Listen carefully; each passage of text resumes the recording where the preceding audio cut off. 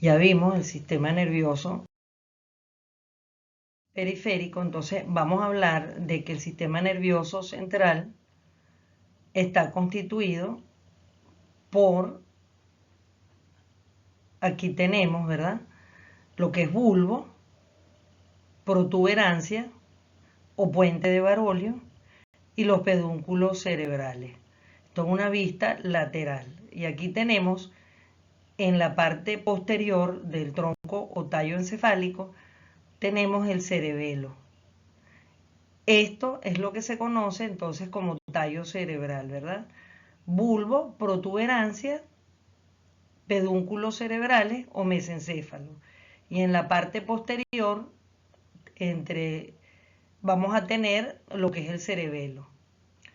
Ahora bien, este tallo, ¿verdad? Vamos a ver que ella cumple varias funciones que vamos a ver posteriormente.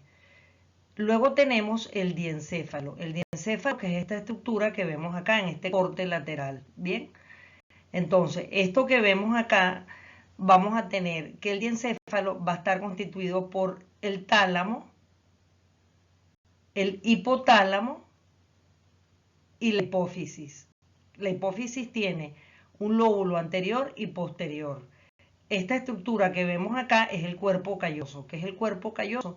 El cuerpo calloso es la estructura que une a los dos hemisferios cerebrales, o sea, los comunica.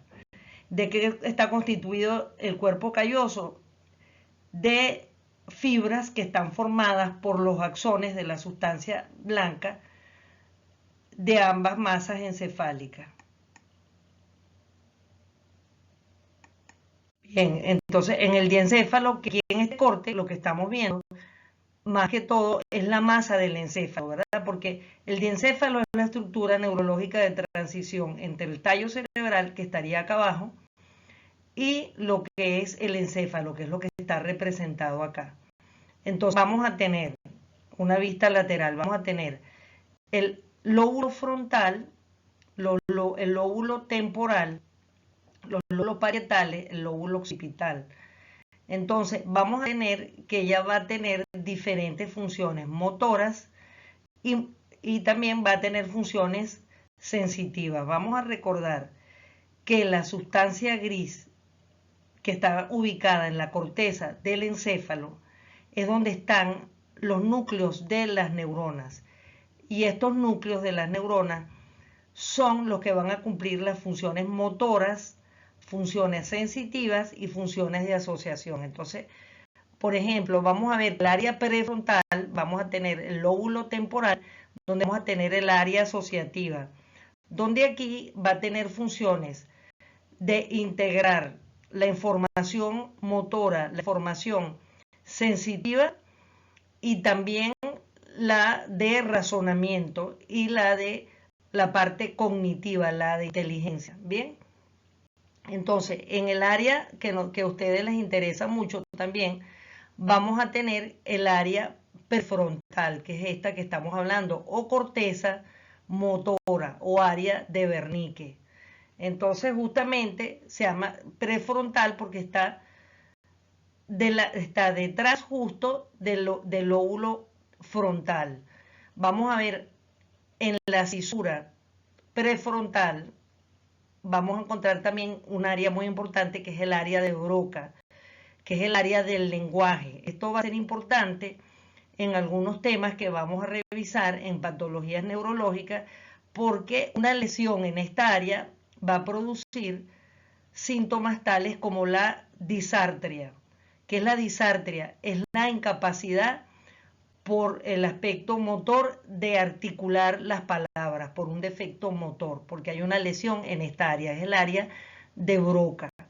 Entonces aquí tenemos el surco central, acá tenemos la corteza somatosensorial primaria, o sea, estamos hablando de somatosensorial que se acuerdan de la información que se procesaba a nivel de los lóbulos, de las astas laterales de la médula, que eran las sensaciones somatosensitivas viscerales.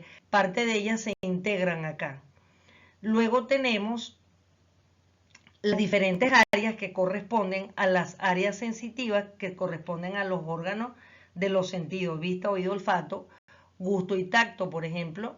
Aquí tenemos el área gustativa, justamente a nivel del ángulo parieto-temporal. Luego tenemos la corteza visual, que es muy importante, el área visual que tenemos en el lóbulo occipital.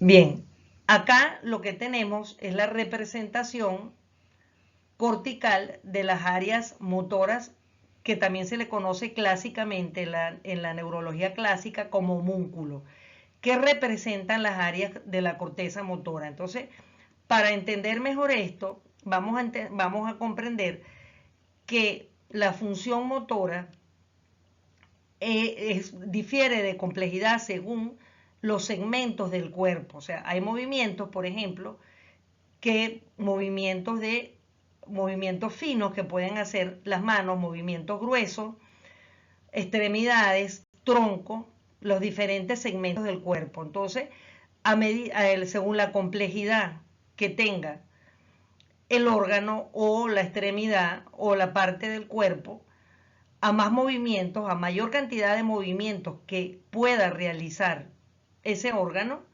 mayor cantidad de neuronas motoras que la van a regir va a tener en el área cortical de su corteza cerebral, ¿verdad? A que corresponde al área motora. Entonces, por ejemplo, nosotros vemos acá, entonces lo representan como un muñequito, donde nosotros vemos una imagen pequeña, significa que tiene menor cantidad de neuronas motoras, porque para ese movimiento específico no se necesita abarcar tantas neuronas, porque el movimiento es menos complejo. A medida que el movimiento es más complejo, abarca más extensión de la corteza. Entonces, por ejemplo, nosotros vemos aquí representada en la corteza motora, miren el tamaño de la mano. Comparen el tamaño de la mano, por ejemplo, con el tamaño en esta representación de la cabeza. ¿Por qué? Porque sabemos los movimientos que puede hacer la cabeza, que indudablemente no se comparan en absoluto con los de la mano. Y si comparamos la mano y los dedos con el antebrazo, ustedes pueden ver aquí claramente que hay mayor cantidad de corteza motora implicada en ese movimiento, porque son movimientos más complejos. Si comparamos, por ejemplo, la mano con los pies, estamos viendo que abarca un área menor. Ahora bien, esto tiene también otra implicación. Básicamente esto es así, pero también depende de la persona y del aprendizaje a que se haya sometido esa persona durante toda la vida. Por ejemplo, si es una persona cuya destreza, por ejemplo, es con los pies o con las piernas, vamos a poner, o con el tronco, vamos a poner un bailarín, ¿verdad? Profesional que se entrenó desde pequeño. Aquí en esa persona, aunque esto es general para todos nosotros, él a medida que crece va a involucrar o va a reclutar más áreas motoras extensas para esa zona. Y eso va a depender del entrenamiento y de su capacidad para poder incorporar eso. Bien, entonces eso se llama la plasticidad neuronal. ¿Qué es la plasticidad neuronal? Que las neuronas pueden modificarse a lo largo de la vida a través del aprendizaje y de las experiencias. Entonces, esto es importante porque, por ejemplo, si vamos a verlo, cuando lo veamos en lesiones del sistema nervioso, puede haber una pérdida del movimiento fino o del movimiento específico de uno de estos segmentos del cuerpo si la lesión o la muerte de neuronas fue en esa zona. Vamos a revisar entonces las funciones del sistema nervioso, ¿verdad? Nosotros habíamos hablado anteriormente de lo que era el sistema nervioso periférico, ¿verdad? Donde nosotros teníamos la médula, teníamos el sistema nervioso también autónomo y teníamos los ganglios raquídeos. Luego hablamos del sistema nervioso central, que está formado por tallo cerebral, que habíamos dicho que está formado ¿por quién? Por bulbo, cerebelo, protuberancia, los pedúnculos cerebrales. Esto sería tallo cerebral. Luego tenemos esta área que está aquí, esta zona que corresponde al tálamo. Vamos a tener también el hipotálamo y vamos a tener la hipófisis. Y luego finalmente la corteza, de la cual ya hablamos, ¿verdad? Y entonces tenemos que el cerebro está conformado por dos hemisferios que están unidos entre sí por los axones que vienen de cada uno de esos hemisferios que se entrecruzan en la línea media en lo que consideramos, en lo que llamamos, que es esta estructura, cuerpo calloso, que ya habíamos mencionado. Entonces, vamos a ver, ¿verdad? ¿Cuál es la función de la médula? La función de la médula fundamental es movimiento y sensibilidad. Y es importante tener eso siempre presente. ¿Por qué nos podemos mover y por qué podemos sentir? Porque tenemos la médula, donde tenemos las neuronas sensitivas que están en las astas posteriores y las neuronas motoras que están en las astas anteriores y la sensibilidad somática que corresponde a las astas laterales. Luego vamos a tener la protuberancia, ¿verdad? Que es parte del tronco encefálico. Entonces, la protuberancia, ¿cuál va a ser? Bueno, antes de la protuberancia, disculpen, vamos a tener el bulbo. El bulbo, que es acá, que aquí lo representamos como número 8, el bulbo, su función va a ser el control de los movimientos involuntarios. ¿Cuáles son estos? Por ejemplo, la micción, la respiración, la función cardíaca, la digestión. Esos son funciones que corresponden al control del bulbo raquídeo. Es decir, que si tenemos una lesión, por ejemplo, un accidente cerebrovascular en bulbo, una de estas funciones, por ejemplo, la respiración, la actividad cardiovascular, va a verse comprometida, incluso puede ser la causa de muerte, por ejemplo, un paro cardiorrespiratorio. Luego tenemos la protuberancia. La protuberancia es como una estación de relevo, como una alcabala, ¿verdad? Entre que va a permitir comunicar al cerebelo con la corteza cerebral y el tálamo.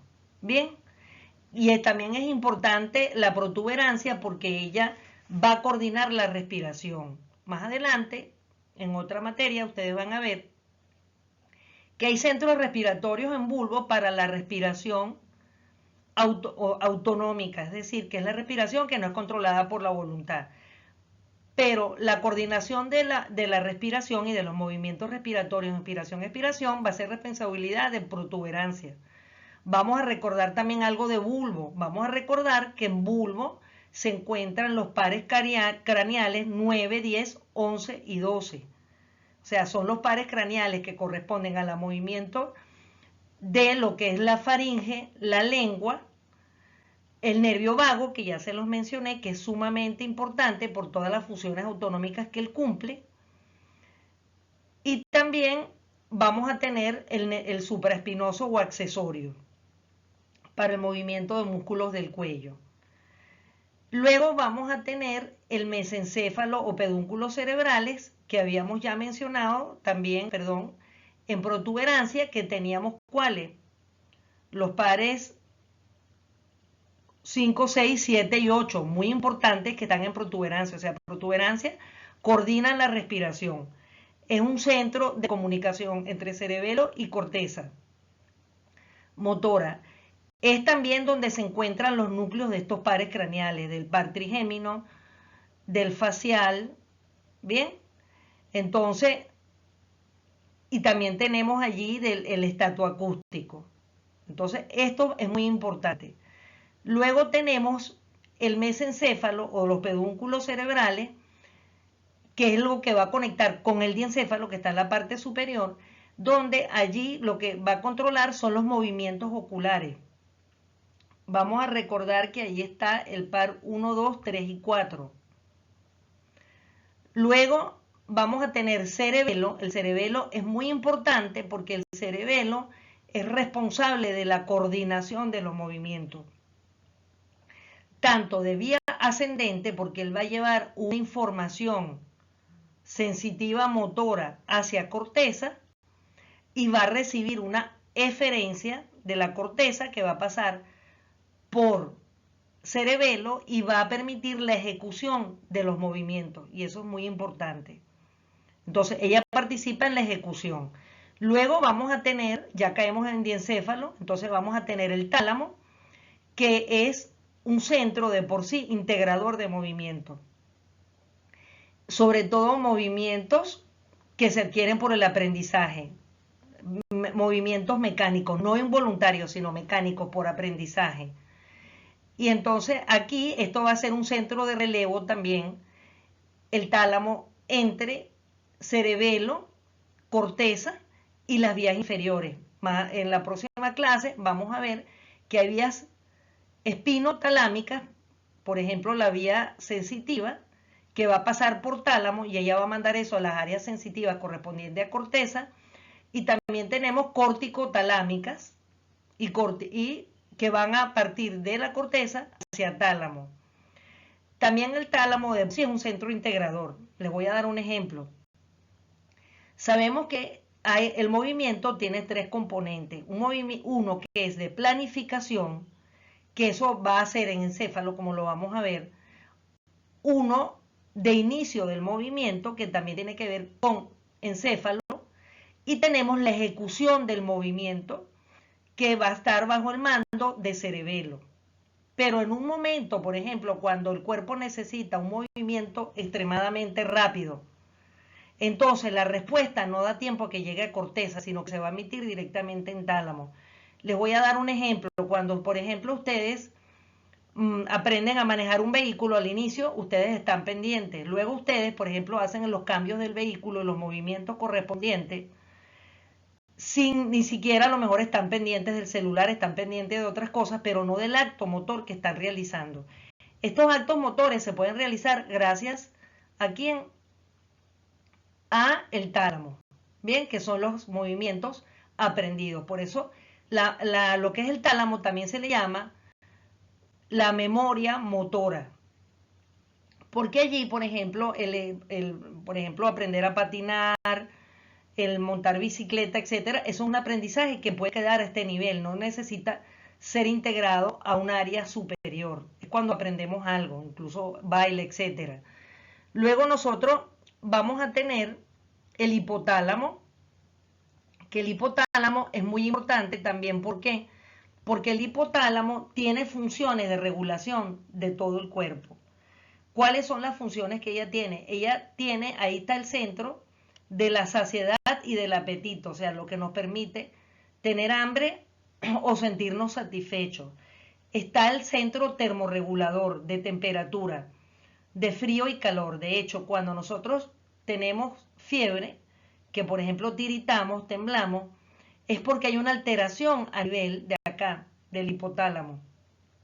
También el centro del deseo sexual está activo acá en el hipotálamo.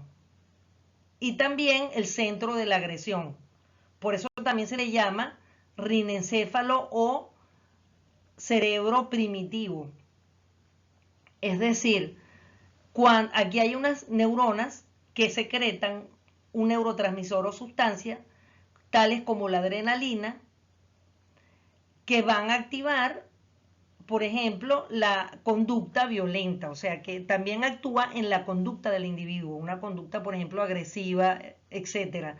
Por eso vemos, por ejemplo, en los animales que cuando ellos tienen una época de apareamiento, ellos pueden estar mucho más agresivos. Y también eso se puede ver en el hombre. Y se puede activar por otras causas que no es el deseo sexual, pero que está muy relacionado. También aquí está el centro de sueño y vigilia. Bien, o sea, por lo cual nosotros nos da sueño y por lo cual nos dormimos. Luego nosotros vamos a tener más arriba, y ya perteneciendo a lo que es el cerebro, vamos a tener otras estructuras que estarían aquí. lamentablemente no consiguió una lámina adecuada, estarían acá, encima de lo que es el diencéfalo, que sería tálamo, hipotálamo e hipófisis. Hablando de la hipófisis, que no se la mencioné, la hipófisis es una estructura que va a cumplir una función netamente hormonal. Allí es donde se generan las hormonas del cuerpo, la hormona tiroidea, que tiene que ver con el metabolismo, la hormona del crecimiento, la hormona que estimula la producción de prolactina, que es la que produce la madre cuando va a producir leche. Ahí se van a producir todas lo que son las hormonas del cuerpo. Bien, entonces, ¿quiénes constituyen el diencéfalo? El tálamo, que ya hablamos de él, que es un centro integrador, el hipotálamo, que tiene esas funciones que hablamos de sueño, vigilia, etc. Y tenemos la hipófisis, que tiene una función netamente hormonal. Luego pasamos a corteza, y entonces allí vamos a encontrar ya como parte del cerebro, el hipocampo, que acá lamentablemente no lo tenemos representado. Su función es de memoria y aprendizaje, es decir, un hipotálamo que se encuentre sano permite el aprendizaje y la memoria. Él se deteriora mucho con la edad, por eso vemos que las personas con la edad pierden la memoria. Incluso podemos conseguir que cuando hay un deterioro severo a nivel del hipocampo, podemos tener lo que se llama la demencia senil. La demencia senil no es locura, sino la pérdida de las facultades mentales, la capacidad de cálculo, memoria, etc. Luego vamos a tener otra estructura que no la tenemos aquí representada, que sería las amígdalas. La amígdala, no estamos hablando de la amígdala palatina, la que tenemos a nivel de faringe, sino la amígdala como estructura, como parte del cerebro. Ella tiene una función de memoria y también actúa en las emociones. Tanto la amígdala como el hipocampo forma parte de lo que se llama sistema límbico. Las emociones es muy importante porque ¿cuáles son las emociones? Tristeza, alegría, ira, esas son emociones. Entonces, cuando hay un trastorno a nivel de esas neuronas, pueden haber cambios en la conducta de esa persona debido a la emoción. Por ejemplo, una abuelita que normalmente es tranquila se pone agresiva, insulta, dice groserías, o sea, tiene una conducta que no es típica de ella. Eso puede ser una lesión a nivel, por ejemplo, de amígdala, o por lo menos a nivel del sistema límbico. Y todos esos medicamentos que ustedes oyen hablar como psicofármacos, que se usan en los pacientes psicóticos y en los pacientes con trastornos emocionales severos, actúan a nivel de estas áreas. Finalmente, tenemos corteza, que ya lo mencionamos, cuáles eran sus funciones, que habíamos hablado de que ella tenía una función motora, una función sensitiva, tiene una función consciente, es decir, ¿qué es la conciencia? Es darnos cuenta que estamos aquí y qué es lo que nos rodea.